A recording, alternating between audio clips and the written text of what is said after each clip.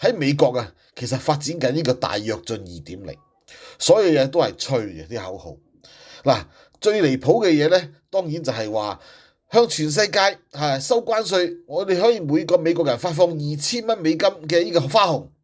結果花紅唔單止啦，仲要嘔突，平均每個美國人啊需要為特朗普嘅關稅咧付出$5000嘅額外嘅俾呢個叫做咧通脹嘅呢個開支啊！